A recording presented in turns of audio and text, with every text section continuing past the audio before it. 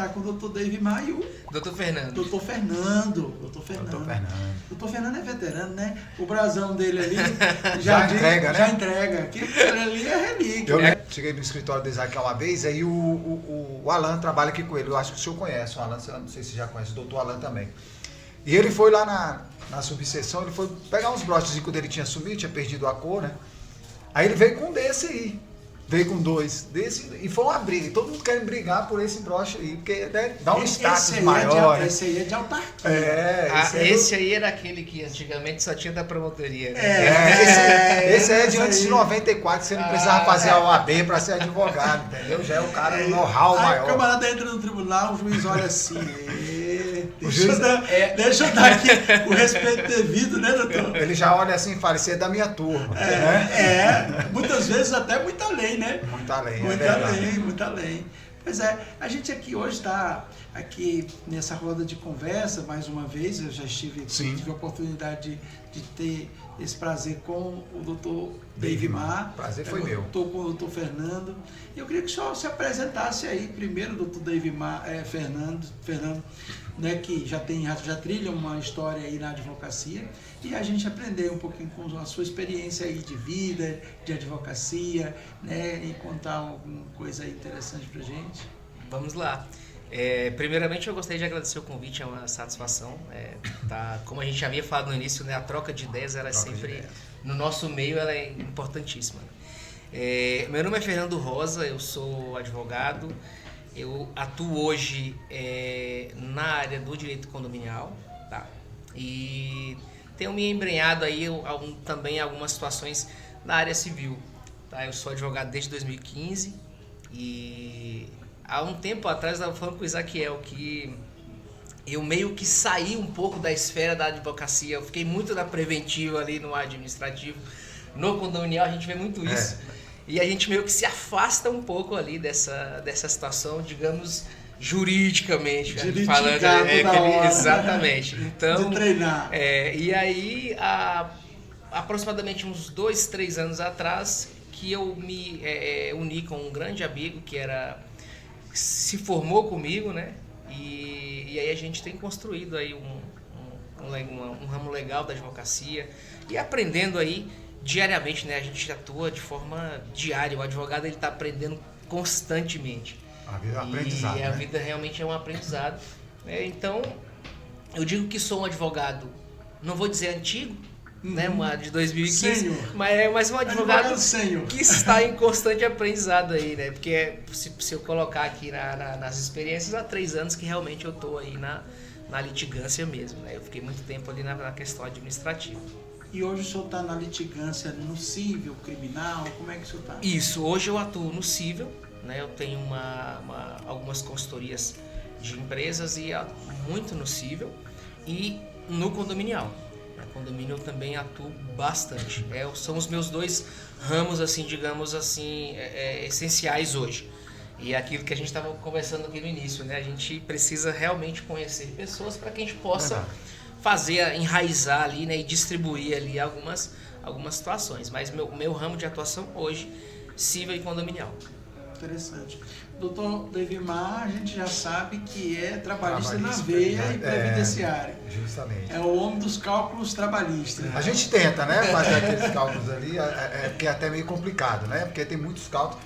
Hoje, antes da reforma, você estimava ali um valor, hoje, depois da reforma, tem que ser mais aquela coisa. Então o que eu creio que afasta muitos advogados da área trabalhista, eu acho que são os cálculos, né? Nessa questão do cálculo. O povo fugiu da aula de matemática, né? E tem até o medo. Então, eu tenho uma tabela em Excel que eu fiz, eu mesmo, né, estudando a CLT, vendo, vamos dizer, hoje a inteligência artificial, Google, aquelas coisas. Então, eu mesmo criei uma própria tabela no Excel, eu já lanço ali o valor do salário da pessoa, o último salário, aquela coisa, eu tenho previdenciado também algumas coisas e estou batalhando e depois vou querer patentear e fazer até quem sabe, um programa, né? Tudo começa assim, patentear um programa e ganhar em cima disso aí também. Com certeza. Porque isso é o calcanhar de Aquiles do advogado trabalhista e do previdenciário também. Sim. Né? Inclusive, essa semana eu estou num grupo de debate previdenciário, né? E uma das perguntas foi essa, né? Eu estou com uma cliente, ela era facultativa e por um tempo ela parou de contribuir. Ela perdeu a qualidade de segurado. E às vezes um advogado que não conhece, às vezes ele pode falar, poxa, quanto tempo que ela parou? Já tem 6 meses. Então ela já perdeu. E não é bem assim. Essas são as perguntas, geralmente, de quem não sabe. Já perguntas que exatamente. E na separa o joio do trigo. Exatamente. E na realidade ela tem o quê? 7 meses e 15 dias. Né? Depois dos 6 meses tem mais 45 dias. Mas como assim, você vai explicar que depois que cessa, né, a contribuição, vai começar a contar o prazo depois, no mês posterior, né, no primeiro dia do mês posterior à cessação, aí depois 15 dias depois, né, 45 dias depois que cessou os 6 meses. Então, assim, detalhes que, não vou se dizer bem um especialista, mas só um advogado especialista sabe fazer. Com certeza. Né, nessa questão das audiências, aquela questão que nós comentamos, que você estava até comentando na outro podcast do preposto esconder debaixo da mesa. Lógico, não condenando o advogado, a gente também, como advogado, a gente tem que saber orientar o nosso cliente, né, as pessoas, como é que vai funcionar. Eu discordo da audiência trabalhista nessa questão. Por quê? Aquilo que vocês estavam conversando, aquela questão. Poxa, o preposto e a testemunha, ele já sabe tudo que vai acontecer na reunião, ele já está sabendo que está ali, eles estão instruídos, o que vai ser falado. Né? Não vai ser uma opinião de uma testemunha ou de um preposto ou de outra pessoa que vai mudar a minha... Às vezes, se ele mudar, faz até prejudicar, né, aquela questão dele ali.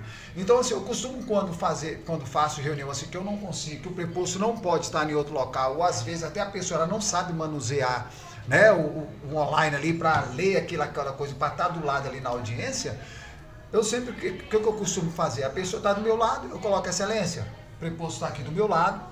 Quando a testemunha do reclamante for falar, eu vou mostrar para o senhor que ele vai sair da sala e vai para outra sala, eu vou fechar a porta, vai incomunicado.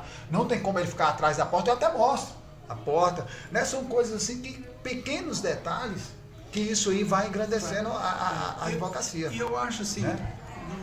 no caso concreto, eu imagino que foi uma certa inocência do advogado. Com toda certeza. Por quê? Porque isso aí tinha que ser falado no início.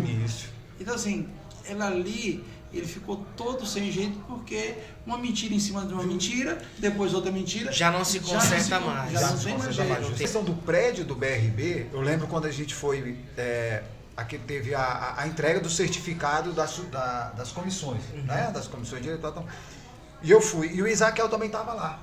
Aí a gente conversando ali, aí ele falando e tal, eu falei, caramba, Isaquiel, o BRB já tinha saído de lá. Aí eu falei, rapaz, ali dava legal. Aí ele falou, já tô de olho há muito tempo, ó. A mesma visão que tu tá tendo, foi uma conversa que a gente teve, né? Ele falou, já tô de olho nisso. Eu falei, rapaz, então tu tá bem visionário. Até porque nós precisamos, eu acho que isso é qualidade, isso te traz até força, porque... isso te traz você ter o apoio, o suporte. É como o Isaquiel falou há um tempo atrás, retornar para nós é um custo-benefício para o advogado. Custo-benefício para o advogado. Então o que acontece? E outra coisa, eu vejo a proposta dos candidatos, beleza, vamos construir a subseção, um terreno, beleza, mas tem mais custo. Não seria melhor você pegar um prédio público desse, que já está ali pronto, já tem todas as estruturas, você dá só uma reformada aqui, dá né, vamos se dizer ali, um talento aqui, um talento ali, e deixar a casa e tal preparada, melhor, e pegar o restante do recurso e investir em outras coisas.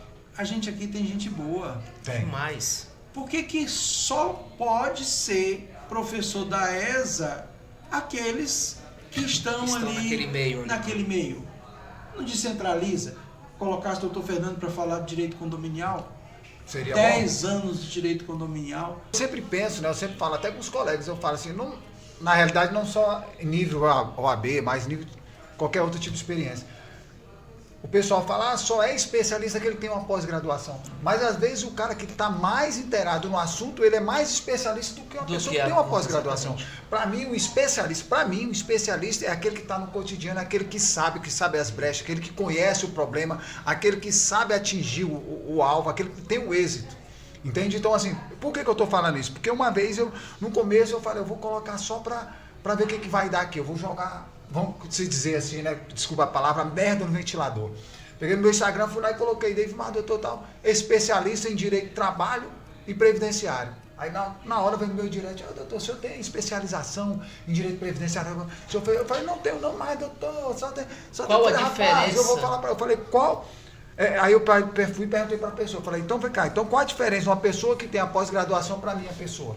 O título? Eu vou te fazer uma pergunta, você tem a pós-graduação, vou te fazer uma pergunta, se você souber responder essa pergunta como se eu fosse um cliente para tirar minha dúvida, eu falo que você é um especialista, se eu souber te responder, eu vou ser um especialista. Exatamente. E ela não soube responder, foi dessa da questão do contribuinte individual, do facultativo, que ele tem um tempo de segurado, aquela coisa toda. Então a pessoa pensa que é só os 6 meses, pensa que é só os 12 meses, não sabe que você tem direito, não sabe que está lá no artigo 48, né, da Lei 8.213, 8.212, não sabe o decreto 3048, mas eu tenho uma especialização, mas não interessa.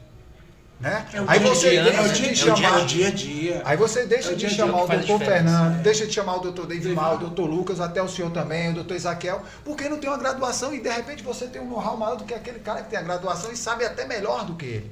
Então, assim, acho que a gente tem que estar na hora de parar com isso. Está na hora de dar oportunidade para aqueles que estão chegando também, porque o campo é grande. Nós pagamos uma anuidade que se diz barata, a mais barata do Brasil. É a cantada mais barata do Brasil. Mas o que acontece? Essa anuidade, na verdade, ela é uma das mais caras. Camaçari, Pernambuco, né? Camaçari. Então, assim, a OAB de lá, se você ver, cara, é curso atrás de curso, oferecendo cursos para os advogados, e cursos assim que você fosse pagar, era caro, são cursos gratuitos. Então, assim, para profissionalizar. Tem questões processuais que, assim, o ideal, que como a gente está na advocacia, é que seja professor que advogue. Que seja professor, justamente. Não é? Exatamente. Seja professor que advogue. Eu vou colocar um professor que ele... Que só lê ali ele não está ali no mercado. Não, o que acontece? Ele tem que estar ali pega a pauta lá da porque ele vai disciplina, trazer né? os meandros do processo. Justamente. Ele vai trazer as brechas. E aí a gente brecha, eu digo num bom sentido, como a gente falava daquele advogado. Brecha, porque a lei abriu. A lei abriu para ele viu que o município... Assim, em Jericoacoara. Tem gente que fala em brecha de uma forma Pensa pejorativa. E não é isso. Justamente. Porque nós temos que enxergar o direito. E enxergar o direito é brecha. É aquilo que a gente falou agora, né? Me dê os fatos aí que eu vou te dar dou o direito. direito. Então, um especialista ele vai saber procurar onde, ele vai saber atingir onde que ele quer. Né? Por exemplo, igual semana passada chegou um cliente também em relação ao previdenciário, que ela queria saber, ela tinha um bom tempo que ela estava no auxílio-doença e parou, né? Saiu o auxílio-doença, a empresa voltou e tal, e agora está desempregada. E ela queria fazer queria aposentar, então aquela coisa, eu falei, não, a primeira coisa que a gente tem que fazer é um planejamento previdenciário. Né? A pessoa pensa que o advogado quer ganhar dinheiro. Não, quer fazer um planejamento, não é. Primeiro eu tenho que saber a vida, vamos dizer, igual no penal, né? A pregressa da pessoa. Eu tenho que saber, porque a pessoa fala, eu já tenho o direito de aposentar. E quando você vai ver lá, ela tem 10 anos de carência, 15 anos de contribuição, e a pessoa não entende isso, porque antes da reforma, carência e contribuição era contada diferente, aí você vai explicar, é aquela história e tal. Então, assim, tem que fazer um planejamento. Então, ela queria saber, doutor, mas eu fiquei sabendo, o advogado fulano de tal me falou que o auxílio-doença eu tenho direito, conta como contribuição e carência. Beleza, conta, mas ele tem que te mostrar o seguinte, que ele vai contar se você estiver fazendo contribuições ali nesse período que você está tendo o auxílio-doença. Porque quando você está em auxílio-doença, você é empregado, a empresa para de contribuir. Então, você tem que estar fazendo ali contribuições ali espaçadas, para aquele direito ali, vamos dizer direito, em outra palavra para vocês, para as pessoas leigas que eu ouvi aqui, entender também. Aquele tempo ali de contribuição, auxílio-doença, contar como, né, contribuição e como carência. Então, se você não fizer contribuições aleatórias ali, não vai contar, você vai perder aquele tempo ali. É o tempo que você ficou sem, então, sem assim, contribuir. Você ficou no limbo, né? Exatamente, fica no limbo. Então, assim, não são todos advogados que saibam disso. Por mais que militam na área, mas tem nuances ali que somente uma pessoa... E isso é o cotidiano. Isso é o cotidiano. Agora, você me diz, se for promovido um curso em que o palestrante, o professor, ele não esteja ali no sistema... Nesse contexto, que atrativo vai ter? Nenhum. Né? Então, assim, Entendeu? a gente precisa daquele camarada que diga assim, olha, baixa um processo lá. Baixa um processo. Olha, começou assim, a petição inicial foi nesse esquema, teve ali a contestação nesse sentido e tal. Coisas que são do dia a dia. Teorias. Teorias. Né? Até hoje, colega liga pra você, te procura, porque não sabe peticionar no PJ ainda. O cara tá tantos anos e não consegue. Nossa subseção, ela é subjugada. Até parece um jogo de palavras, mas é porque nós somos a mais nova, nós somos, eu imagino, a última, né, na questão, na hierarquia ali? Para poder estruturar. Eu acho que eles olham pra gente e falam assim, vamos ver até onde eles vão. E Santa Maria, exatamente. e Santa Maria carece já de longa data de olhos governamentais. Justamente. Porque aqui a gente não tem um cartório, a gente não tem na hora, a gente não tem estrutura governamental nenhuma, não tem um Detran, não tem nada. tem. Nós estamos sempre ligados ali a outra É cidade. Gama, né? Lembra A gente muito precisa do Novo Gama. Gama, que Novo era Gama, que Lusiânia, era Lusiânia. Valparaíso, que era Lusiânia. E aí não deixou. Essa é uma questão que precisa ser levantada. Eu acho que falta um pouco de independência. E nós, que somos da classe, né, digamos assim, a gente pode, através por exemplo, o doutor Isaquiel, numa subseção com projetos que ele tem apresentado, Justamente. isso faz com que nós nos tornamos fortes. Eu acho que é o que precisa. É o que vai acontecer. E, eu creio se que vai nós, acontecer. advogados, não lutarmos por isso, não sai do papel. Não sai do papel. Infelizmente, não sai do papel. Santa Maria está na hora Olha, de ser reconhecida. Porque você chega ali, você primeiro que não é bem visto, né? E não temos suporte dentro de uma instituição pública. Nós não temos um copo para tomar água. A realidade muito hoje boa. do advogado criminalista é exatamente Justamente. essa. Verdade. Né? E a gente tem... você não vai longe, você pode ir em outros lugares.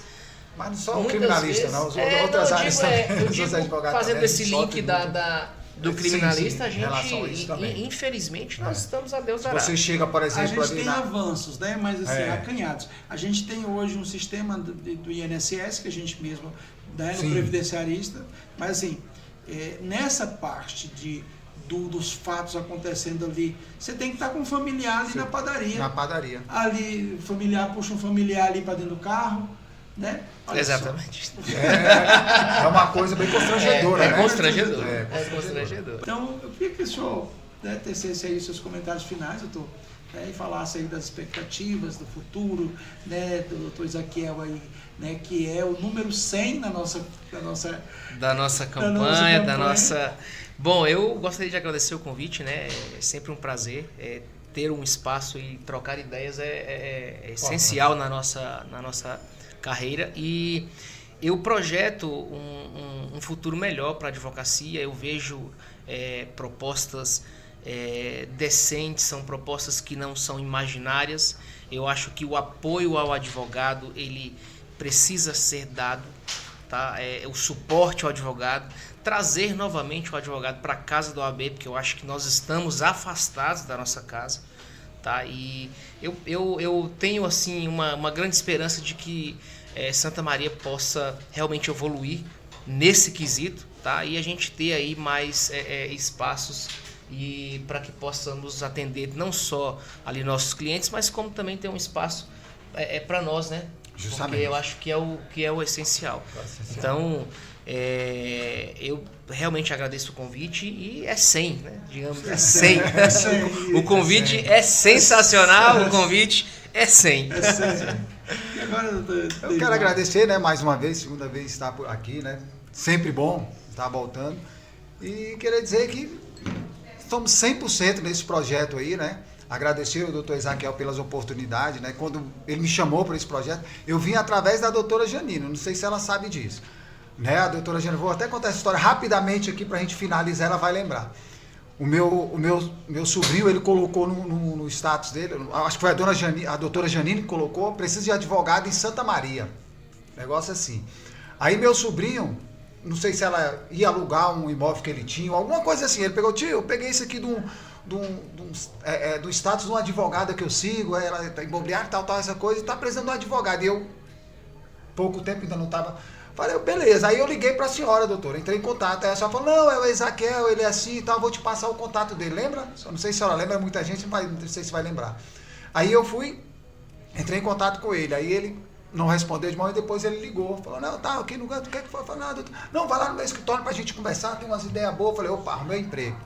Só que na realidade não era um emprego, era para as ideias. Então eu abracei uma promoção. Então eu abracei a ideia dele a partir daquele. Nem conhecia, não sabia nem quem era Ezaquiel no jogo do bicho.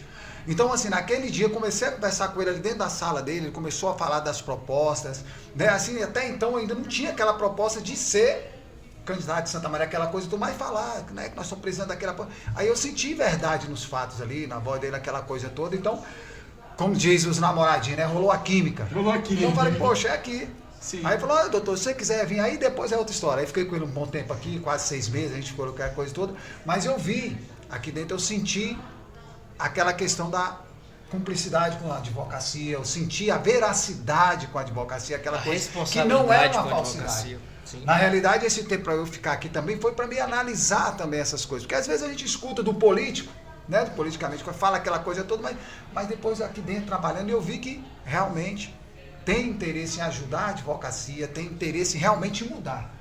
Porque desde quando eu peguei a carteira, até antes que eu vim estudando, antes de pegar e vim estudando a OAB, cara, desculpa a palavra, mas a panelinha, não sei quantos anos que essa panela tá aí, irmão. E não sai nunca inova, sempre é o mesmo. mesmo. Vai sair agora. Amém. Sempre é os 10 e 100. É aquele político que não pôde se candidatar, porque está inelegível, ou teve os dois mandatos dele, mas colocou uma pessoa que ele por trás vai ficar como uma marionete.